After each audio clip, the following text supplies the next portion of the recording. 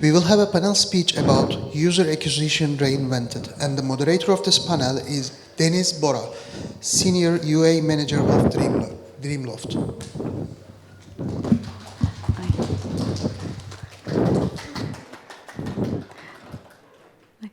So hello guys, I'm Deniz. I am a UA manager and I have like 3 years of experience in the field of UA, and I worked at Rolik before and then Tap Nation. Right now I'm working at a New Zealand-based gaming company called Dreamloft. So I'm happy to be the moderator of the panel here, and I'm just gonna wait for the others so that I can just introduce them.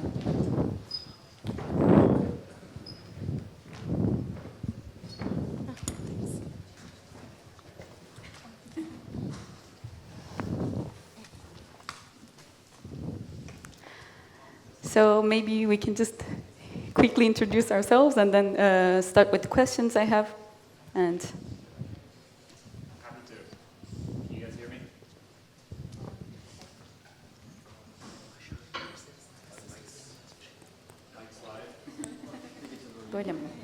Awesome. Cool. I'm Nathan. Very nice to meet you all. I am the head of sales at Cohort. We are a platform for cohort-based forecasting, both for studios as well as for VCs and private equities. Cohort-based forecasting has been around in the market for quite a while, but everybody is doing it in spreadsheets, and that's where we save people's butts. So very nice to meet all of you, and handing it over. Hi everyone, I'm Nicole. It's a pleasure to be here.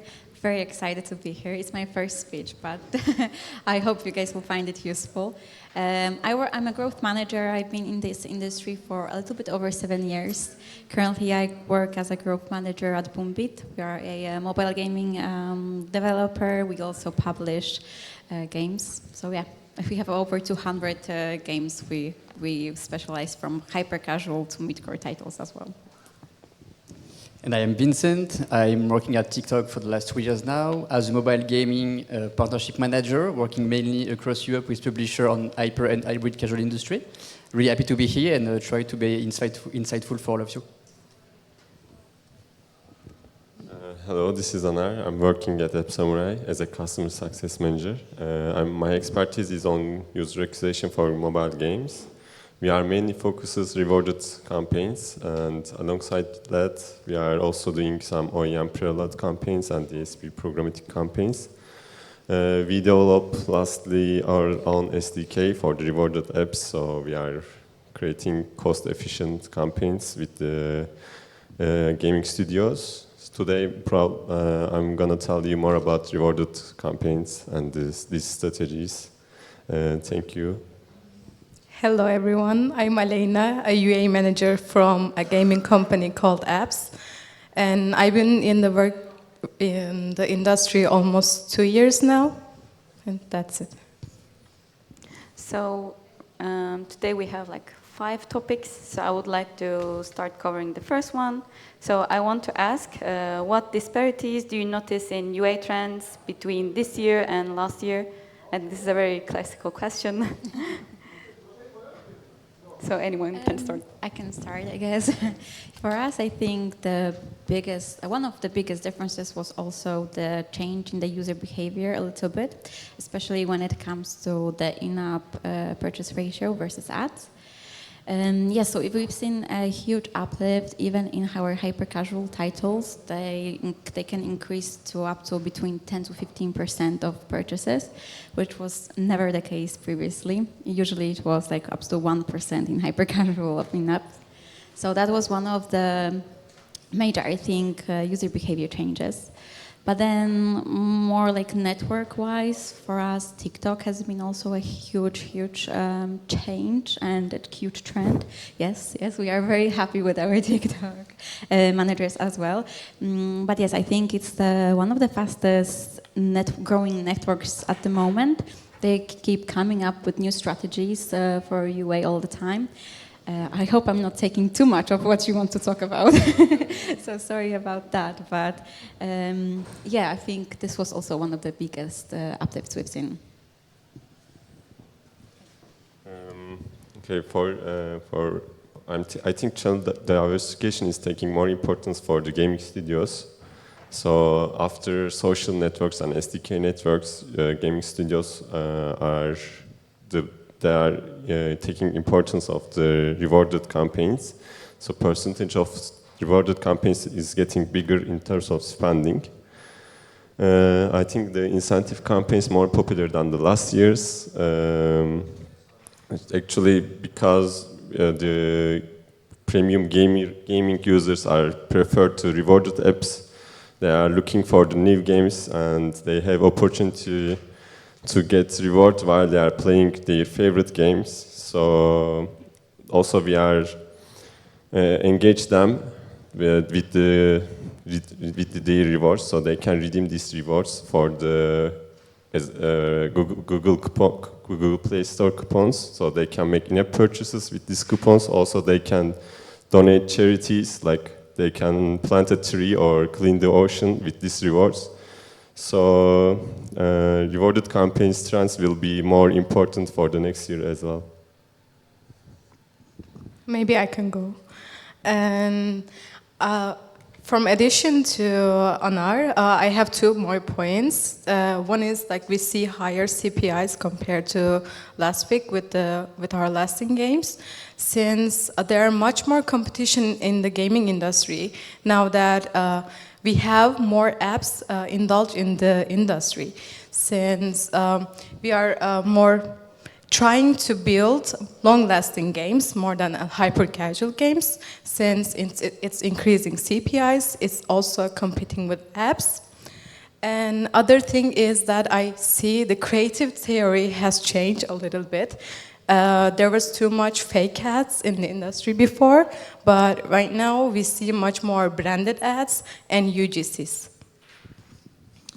I think also the change in the UA came from the change from hyper to hybrid, where before we were more focusing on the short-term revenue, while now we are more focusing on long-term revenue. So at TikTok, what we saw 2 years ago, it was just campaign dedicated to cheap CPI and just focusing to increase the daily active users. But right now, it's more focusing on the live ops activities, supported by more engaging campaign through awareness, but also with organics. So I would say right now, it's more long-term than short-term, thanks to features we can provide to the marketers. So yeah, I think it's more like that. Before it was short-term, now it's long-term. And more branding also came lately. And I think it's also putting at the center the users with more meta in the title, in the game, and supported by a new kind of UA. Well, what more is there to add after my fellow panelists? No, I'm going to second a lot of this. So I was previously at Sensor Tower, and one of the things that we saw in the market there was definitely this shift of, obviously the hyper-casual experiences into hybrid casual, but also a continuing shift throughout the market of hybrid casual experiences more into casual, more into mid-core. And so various studios were thinking about this the entire way through. And that's echoed both in UA spend, so there is a bit more tolerance for a longer payback period. It isn't just a matter of, are we buying at the right CPI? Are we making some ROAS on this? It's rather, are we willing to tolerate that this might actually take several years before this backs out on player LTV? And making that measurable has definitely been also a focus in the last year. I also love the sentiment about fake ads. Everyone saw the article last year from Matej Lankarich about fake ads, and it kind of set off a little firestorm in the space. I feel right now a lot of talk is on AI-generated ads, and I think a lot more is going to be on that as soon as we see video-generated AI ads pop up a lot more. But that's probably a talk for 2025. So thank you for your insights. So I think I have everyone's favorite question. So in those challenging times, what strategies can be employed to maximize the LTV, lifetime value of the users? This is our second question. I can start. I'm going to say that the rewarded platforms has helped us a lot about improving our LTV, since you can drive your users to make a specific event in your app. So if you choose a very deep event, users are going to stay in your game more and they're going to produce more LTV. And maybe, I'm not sure if it's the topic of like the gaming companies, but the retargeting your churning users that has made in a purchase before is going to improve your LTV, since they're already invested in your game and they're likely to come back. And other than that, maybe you can, if you have a community, you can just talk to them and try to use their feedback, improve your gameplay, and get more LTV. I would like to add some elaborate rewarded type of the Aleyna reply. Actually, the rewarded engagement is also, yes, rewarded engagement is giving the increase of the LTV. So we are giving multiple tasks for the users to complete the offer. But for instance, we are saying that you should complete level 5, level 100, and level 500. So we are moving the users to the deepest events. So it brings more LTV than the classical CPI campaigns. And the trick is here, we should craft the campaign as easy, users should get rewarded very easily. So if users understand they can get the rewards easily, so they are preferring this offer, and our offers is getting higher ranks. Another type of the incentive campaigns is play-to-earn campaigns. So we are giving the rewards for the user their playtime. They don't need to complete any specific task. But what we do, we can follow these users with our SDK. So we are amplify the reward ratio if they make in-app purchases or complete specific events. That pretty helps to increase LTV on the rewarded campaigns. I actually want to take it a step further, zoomed out. A lot of studios come to me asking, how exactly do we trust the data that we have? And so before you even get to maximizing your LTV, I feel you really need to be able to measure it very well and down to a granular level. So that is working with your MMPs, that is making sure that you're reconciling your revenue from various sources with where those users are actually coming from. And that's surprisingly something that a lot of studios still struggle with.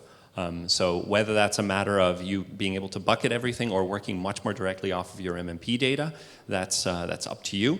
But ultimately, before you can even go and maximize your LTV, you should be measuring it properly and in one place. As to backing out on that spend that you've initially put into it, I would say that live ops is a massive, massive driver of long-term LTV and can essentially make your very lengthy periods of player retention pay off massively. So for instance, examples like player tournaments, if there's a format where you can have players compete against one another, and please change them up. Don't just do the same campaign every single week and every single month, because players will tire of them. A great example that I saw is Gameloft out of Paris. They have been around with Asphalt 9 for forever, and before that Asphalt 8, and maybe next year Asphalt 10 comes out. I clearly love racing games. But they have championships going on every few weeks for new prizes, and I love their approach of switching up things. There's never one competition that's the same. So that's definitely an example to follow. Really great example, because we also put in the game one card dedicated to TikTok with like a covering of TikTok in this game. So really example of live ops. I agree with all of you. Just adding something here.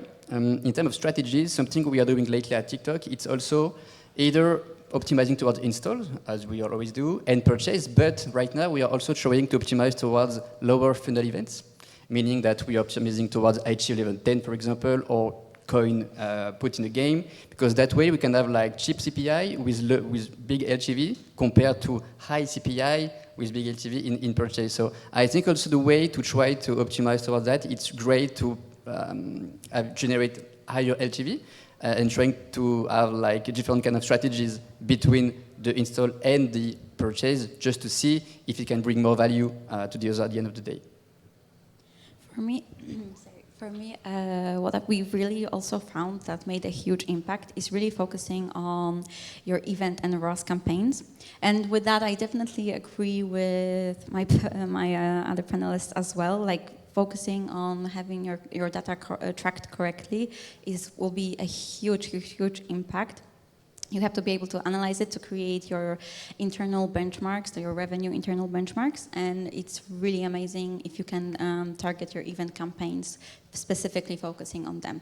It can greatly influence your RPUs, your LTVs in your games, and it's a little bit, I think, once you have your data tracked correctly, I think it's an easier way, kind of easy fix, easy thing to test out. You don't really need to develop your game to test out this strategy.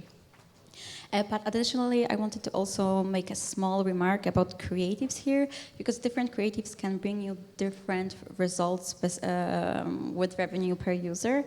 So here, for example, we found that some users from playable ads tend to have higher revenue coming in as well. It makes sense. I mean, they can play your game a little bit before they download your app, so they know what they're in for. But yes, I wanted to also make this remark. Just make sure you check your RPUs per creative type, and try to find a balance between your cost and your LTVs, just to make sure you're profitable. So I think those all were really great points. Thank you for covering them. So now I would like to move to another hot topic. So basically, the privacy regulations changed the iOS gaming market vastly. Right now, the more hot topic is Android sandbox as well. So I want to ask, what methods are available for effective user acquisition within the framework of privacy regulations?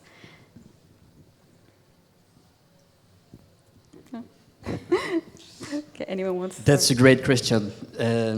So we have a product at TikTok, especially for iOS. It's called the App Profile page. And basically, it's a page between the clicks and the App Store landing page. And so the goal here is to gather signals in real time to understand the comportment of the user, the behavior, because we know this can be complicated between 24 to 72 hours. So here it's in real time, and so we can optimize daily, in real time, on those users to generate more value of them. And so that's a way working as a workaround for Scan, and working pretty great. Even right now, it's by default on all of our campaigns on iOS. So I think that's something really helpful for our publishers and help them to really overcome the issues they get with Scan.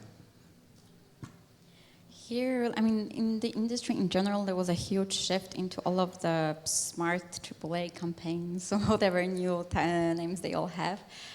So it's all very focused right now on a little bit more broad targeting and really being more open-minded, a little bit more optimized. But what's really important here to note also is that the biggest really change was on iOS. It took the biggest hit. Although your SDK networks, they do track most of your users, so you should be okay with analyzing your data from those networks specifically. Even TikTok, we can measure our installs up to 80%. You mostly will be able to track your TikTok users as well. So really the biggest question is how to track your users from Facebook from iOS. And here I would say is definitely analyze your organic installs before you launch your campaigns, and then try to make sure you are on top of the organic uplifts and all of the changes coming with your organics as well. We always look at the data with Facebook and organic combined, just to kind of be properly evaluated. And one other thing here it's also coming back a little bit to our previous question. We really focused at Boombit on creating and developing our BI tools, and this is, I think, something that you can also test if your company is really up to date here, because having a proper BI tool will really be able to help you with estimating all of your campaign results, and really you will be, thanks to it, able to analyze the data in a fast and a prompt way. I think it will help greatly as well. if you're interested in it, I can definitely pitch you guys our tool. We do also service. I can only second that. I mean, the ability to actually understand just what is going on day by day is going to change things quite a bit. So another person who is very open to an introduction if you want to talk. No, I think zooming back to some of the UA strategies as well, you don't need SK Ad Network to do any sort of Apple search ads or ASO. That's still around. That's still a space that has plenty for you to play with and plenty of space for optimization. Custom product pages are also something that is really interesting to watch and test with. And there are lots of parties out there that can help you with it. But ultimately, what you should keep in mind as well is throughout the funnel, there are steps to be taken that you can optimize to keep your data in a great spot. Whether that is to improve your opt-ins, whether that is to have your very first step in the App Store, like I said, on ASO, attract users in a much better way, or whether that even means to find means outside of scan users to go and advertise, whether that's through CTV, whether that's through offline advertising. There's lots that you can still do today to go and spend on user acquisition. The most important thing, though, is to be able to validate that spend. If you can actually prove to wherever your funding comes from that it's worth increasing your marketing spend, then the world is your oyster. Otherwise, you're going to stick to the same tried and tested methods to acquire new users, and ultimately you're playing in a very, very competitive space with only part of the picture. As other panelists mentioned, the privacy regulation is a little bit challenged still, but in terms of rewarded campaigns, there is no privacy rules pressures because our users giving voluntarily their consent. Otherwise, they cannot get rewarded. So it's kind of trade-off between our users and us.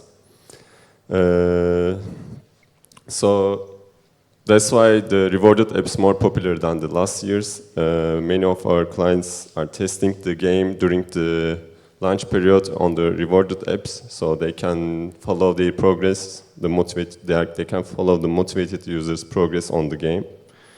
Another thing, they are sharing the consent, and also we are getting more data point from this user using our SDK on the rewarded apps, so we can understand which applications they load, how much time they spend on the game, and we can take more data point from this user. So it's enabled to us to hit the mark on the campaigns. So I think there is more opportunity lying down on the rewarded apps in the future for the privacy terms.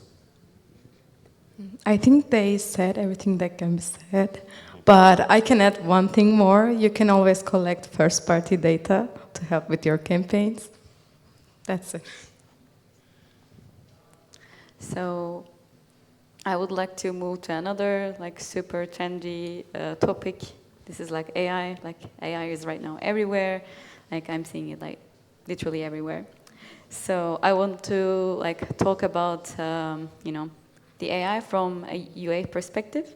So what advantages can publisher get from using AI specifically in user acquisition?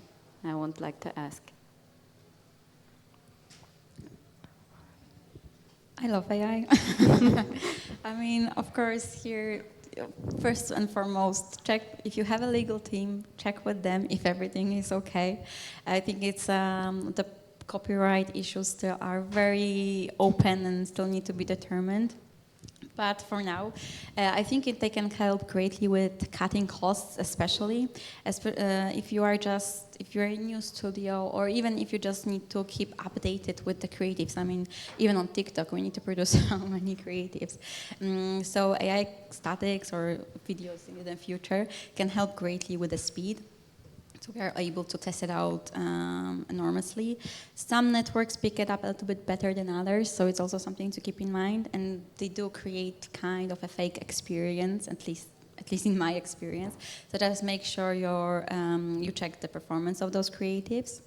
But why I love it is mainly for ChatGPT. Like whenever we create marketing texts, I just ask ChatGPT for texts in a certain theme, take those texts as inspirations, modify them to fit our games a little bit more, but it helps with speed again.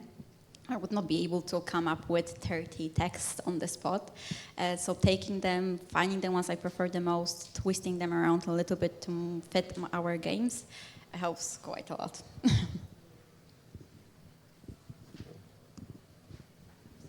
Yeah, I'm going to second that the speed of iteration you get from using AI in your daily workflow is absolutely huge. I think I was at GDC, it was a session where a participant from Blizzard Activision was on stage and was saying that essentially now it's protocol to them to have everyone try to figure out a way to use AI in your daily workflow.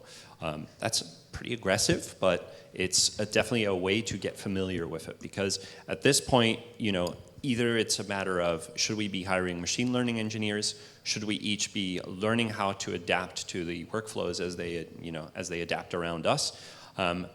You essentially need to figure out a way to make use of AI in your workflows. And so in user acquisition, that can mean, do we make creatives using AI? There's plenty of articles, plenty of blogs already about folks using it in daily testing and trying to figure out what gets them those higher CPI, those lower CPIs. But ultimately, it means that you have space to go and find your winners very quickly, continue iterating, continue tweaking, and then build upon that. And yes, it's going to move into the video space soon. And the question still remains, is it representative of your game experience? Are you selling something fake? But as we all know, fake ads can result in very good creatives that pay off in the long run.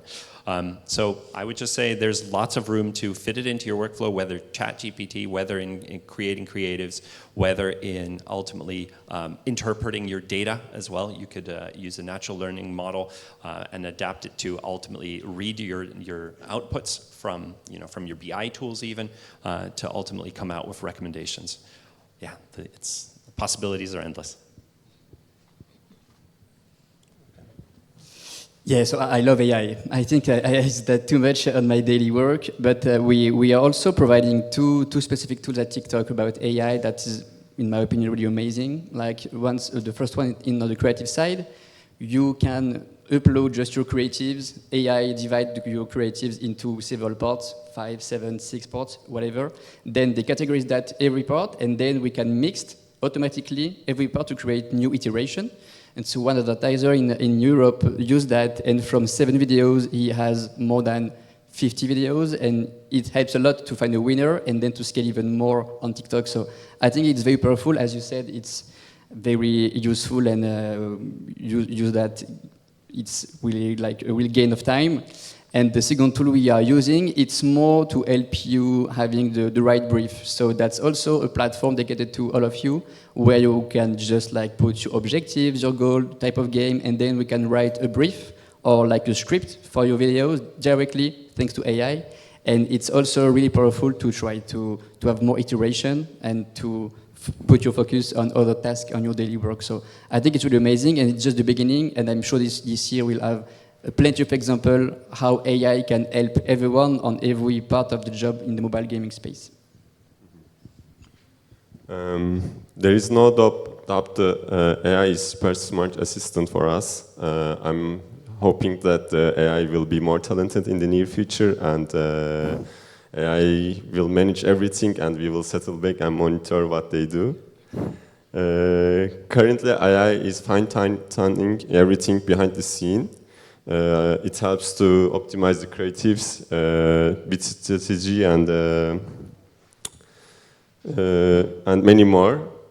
Another thing should be taken into consideration for the UA managers. For each ad network has a different algorithms to make reach the broadcast audience. So, as a UA manager, we should be aware of each network's algorithms. So we should create tailor-made campaigns for each different ad networks. We can't expect this putting in the same input, and we cannot expect the same outcome. That's why we should make a tailor-made campaigns. So it's the same for the incentive and rewarded apps. For instance, some rewarded apps requires more higher bids, but some of the rewarded apps just asking for the shorter events for the user. It depends how it's work and how their algorithms put the offer on the higher ranks. Yes, this is my reply. I can say that I don't have that much ability when it comes to AI. I only use it to create a content. So before AI, I had 2 jobs, UA manager and a content creator, like creates ad copies and localizations. Right now, AI does that. That's the only thing that I have. But in the future, I hope that I don't need to give any input to AI and it does the job itself. That's I can add. Yeah, thank you for your reviews and comments. So I would like you to consider a scenario right now. So you have a game that had an acceleration, accelerated growth in the beginning in the soft launch, and then after that the time passed and your game is right now facing saturation, experiencing saturation. So basically, what can you do to prevent that? So the first one, obviously, your product team can work so hard and then create they create a feature and increase the ARPDAU, increase the game metrics, and okay, problem solved. You have again more revenue. Secondly, your UA team, they can just get creative, get I don't know, they can research and then go for new UA channels. They can discover a new good working campaign, and again your problem is solved. Your your revenue is back on track again. But thirdly, there's another thing that can really change your game, really boost your game, and this is of course the creative. So once you find a really good creative, your game can scale even higher than before. You can just prevent saturation of your game. Also, it can boost almost every channel, every UA channel. So it's basically a miracle.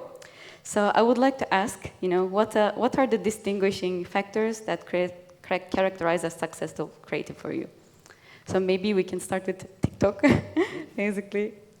Yeah, sure. I think creatives is as you said, the main thing to scale a game or to rescale a game, to increase revenue, LTV, everything.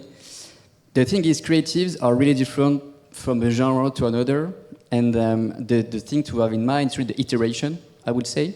When it comes to TikTok, what we are seeing the more powerful will be UGC content, and for that we have a features called TikTok Creative Challenge, where basically we are sending to your advertiser account 5 to 30 creatives a week, made by creators in the US, for free, of course. And so that way we can iterate, they can iterate in your games, and once you have tested between 50, 100, 20, 10 creatives, you can find a winner.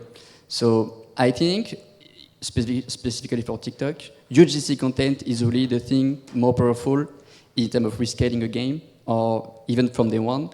But sometimes we could even find winners when it comes to gameplay. So I think it's really a tricky question because it really depends on the genre. But on my personal point of view, will be UGC content, really native on the platform, and something we are seeing more and more lately, it's localized creatives. Back in the days, 2-3 years ago, localized creatives were really too much as an investment for publisher to try to crack a new market, but right now, it's even not possible to crack a new market without localized creative. For example, Asia, right now we are investing more and more into localized assets in Japanese, because using other languages, it's not working anymore.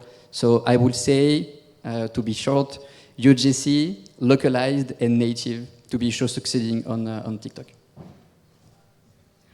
Maybe I can go. To find a successful creative, firstly, we test the creative, and we look at, most of you, IPM, and its improvement compared to the creative that works currently. So maybe if you have a different perspective on this, you can also check ROAS or retention. But the success varies from where you test your creative. So the creative that you test on TikTok might work on TikTok, but it's not going to work on App 11. It might work, but sometimes it doesn't. So, but I can say that to create a successful creative, you always have a base creative that has worked before. So you can change small things and just iterate your current creative and find the best version of it. This is the most profitable way, but you can also do that for the low performer ones. You also need like too much time and money for it, but it's always an option. So other than that, defining our best performer hooks worked really well for us. So the users are attracted to your game in the first 2-3 seconds of the video. So if you define your best performer hooks, you can just apply them for every creative that you have. Yeah, for us, I mean, different networks will have different results. Different types of creatives can work differently on every network. Like Vincent said, that on TikTok UGC creatives perform the best. You also need a lot of creatives to perform well on TikTok. But on Facebook, for example, for us, the pure gameplay videos tend to win a little bit more. But on the SDK networks, for example, playable ads just outperform everything with bringing the scale and with the quality of the users. So here I would say focusing also on creating a lot of different playables. You can, for example, we really focused on creating a playable tool that helps us make a lot of iterations of already a working creative. And working playable. It really helps with supporting enough, the algorithm with enough content. But most of all, we have an amazing creative validation process, and we created our internal KPI benchmarks for those creatives. At the beginning of the stage, we focus mainly on the IPM, CTR, and CPI, the very classics in this industry. But then once we set them in our campaigns, we tend to focus a little bit more on ROI. So, to answer your question about what makes a successful creative, I would say, first of all, the KPIs need to be matched, but also if users, and if it proves to be actually marketable on a huge scale, that's also another huge option. And also if you will be able to make more iterations of it. So I'm going to start with the dry answer. A successful creative is one that pays off. And the reason why I'm dropping just that dry answer is it's all about return on ad spend. And you can go create as many copycat ads, as many fake ads, as many playable ads as you want. Ultimately, what works is going to be what works for your audience and not necessarily for all of the other audiences out there. And the reason I bring that up is you can create a fake ad that is a very superficial experience for a game, and it may definitely lead to installs. Their retention rates will suffer, and their long-term monetization rates will suffer. You can also create a playable ad for, that represents your gameplay experience, and you may suffer on the click-through rate, on people actually coming straight into your game. And at face value, that may look like an unsuccessful ad, but the players it brings in will have longer payback periods, but they will they're more likely to pay out. You've given them a legitimate experience that reflects what your game is like. And that in itself is a value. So really it's a matter of what are you looking for as your metric of success? Is that a return on ad spend? Over what period of time is that? How are you going to ultimately measure that for each one of those creatives? It's very important to keep in mind. And how are you going to forecast then for those differences between ads that get you tons of installs up front, but for terrible users that aren't going to pay, versus the ones that actually get you valuable users with high retention rates? That is a very core premise of actually measuring that success. That said, I really like playable ads. Playable ads are awesome. Even though, if you try them a couple times, you'll notice that they're not really that playable, but ultimately they give you some sense of experience of the game. Yes. The creatives are important for the UA, of course. That successful creative make you put your on the chart, or you can get your KPIs with the successful creatives. And in terms of rewarded apps, we don't use a lot of creatives because our users already motivated to play a game. So in our business, we should attractive offers instead of the creatives, but it's the same logic behind it. It's like the creative should be understandable and the attractive. It should be the same for the offers. Offer should be fruitful and easily understandable. So we are doing the same actually. We are grabbing the user attention for the desired outcome. For the rewarded apps, we are doing two type of offer structure. We are crafting two type offer structure. One of them for the IAP based games. So we are giving the users we are giving the rewards to users in the deeper levels in the times restriction. So we are, for instance, we are saying that you should complete this task in the 5 days. So users are pushing to complete this task to get the reward. They are making in-app purchases. If you have an in-app advertisement type of game, we are saying that the users, we are giving the task to users, and we are giving this reward less than the LTV. So every user, when they complete the task, they are bringing profit to us.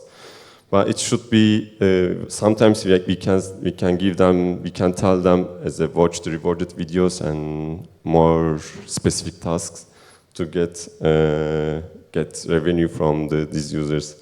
So actually, it helps us to reach the campaign targets very quickly. Like correct offers and correct ad creatives helps us to keep the targets easily. So I would like to thank all of you for your amazing contribution. And Can I say one more thing? oh yes, of course. Sorry, I just wanted to add one more thing. It doesn't really answer your question specifically what makes a successful creative, but it's still in the creative topic. I would say really focus on developing a process in your game, your studio, whatever it is, trying to figure out a way how to properly test in a quick and efficient way your creatives, and don't be afraid of testing anything that pops up. You can see even an inspiration for, I don't know, a Snickers bar commercial, whatever, and try to make it into your app or your game. And I think it's really, really important to test out different types of creatives. You never know what will work actually for you, and what will bring you a different type of users to you. I definitely agree, by the way. Sometimes I look at the creatives and I say, okay, this will never work well, and it's actually scaling very well afterwards. And sometimes the creative that I like the most is actually not working well. It's sad sometimes. Yeah, really. It's really unpredictable that, to predict how, what people will like and what people have more attention, everything. It's really unbelievable. Some time ago we made a game of voting for our favorite creative. Of course everyone chose the most beautiful CGI one. It didn't perform well. It was the worst one. They can be quite different, quite specific. But of course everything comes down to the CPI of the specific creative, and then what kind of euros it can bring you. So to sum up, so we basically covered the creative part, what makes a creative successful. Secondly, we checked, the role of the AI in user acquisition. Thirdly, we talked about the, privacy regulations and how to do effective UA under, those regulations. And of course, the LTV stuff, how to maximize the LTV and also the UA trends. So please let us know if you have like any questions right now, so that we can answer. We had to answer all of their questions. It was an amazing panel. So please don't be shy, but if you don't have any questions, that's okay as well. Because I think we have covered almost everything. Maybe a question to the audience. Maybe a show of hands. Have any of you actually used AI to generate creatives already? I'm really curious if it's a very common thing that you're putting out a creative that is AI generated. See that? Show them higher, and there's nothing to be afraid of. It's still a small portion of the audience. Yeah, of course. Fair enough. Fair enough. Thanks. Yeah, I think that's all. Thank you for listening. Thank you.